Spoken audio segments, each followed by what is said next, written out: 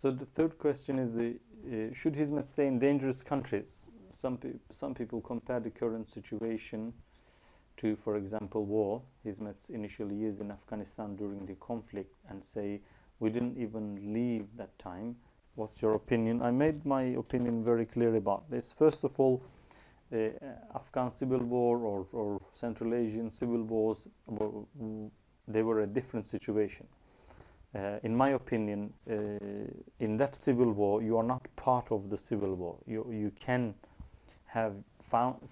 find yourself in a difficult situation, but you're not the target in that. But now the movement is being targeted not only in the east, but also in the west, as we have seen in the middle of Europe, what happened in Kosovo, previously Albania and other places.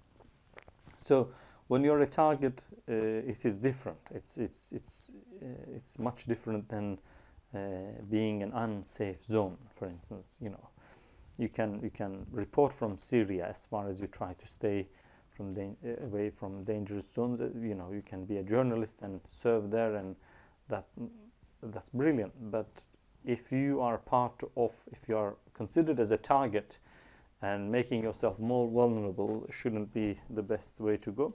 The other thing is, I don't really understand the idea that Turkish Hizmet participants have to stay in a country like a flag, almost like without them that country is deserted. There's been 20, 30 years. If the ideas and the principles of Hizmet are not shared with the locals, maybe there is something wrong in there anyway. So, what is this obsession about that Turkish Hizmet people has to be in there? So I don't understand. If the idea is to share the Hizmet principles, there has to be an effective mechanism to share them with the locals. That was the idea, to help them, and then move on to other places where it is needed. And I can say the West needs, because of the Islamophobia, a good Islamic representations more than the East.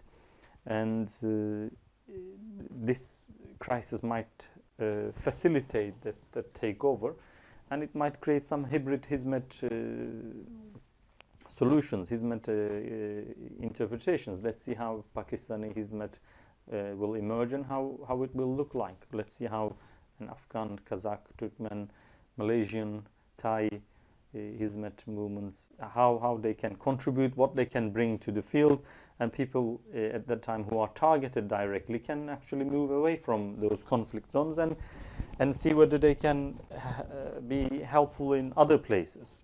So for that reason, I think that that identity question, does Hizmet means you have to be Turkish, or if all the Turkish personnel leaves the country, does it mean a success, or is it mean a failure? What is the criteria of success?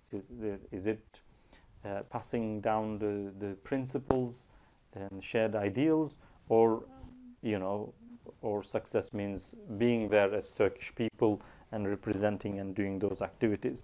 So these are questions that Hizmet Movement has to reconsider, I think. So that's my opinion.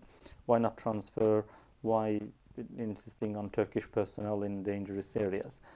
I think like the movement will start seeing this in a different perspective, because there is a growing awareness and change. Last year, when we were, for instance, talking about the Georgia and the Mustafa Çabuk, and then doing a petition in Change.org, many people were resisting the idea. But this year, it was so nice to see that with the Kosovo crisis, there was a learned behavior. People reacted and used social media and used petitions and everything, and it will refine, it will get better. People grasp the realities of the new emerging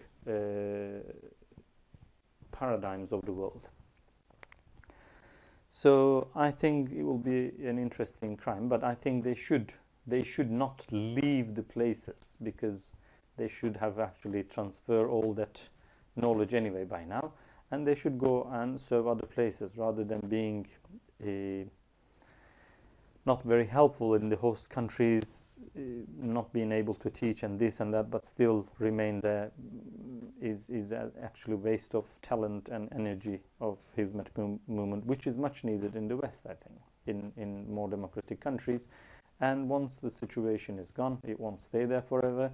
It can always be a reunion, an another shuffle and everything can be the other way around.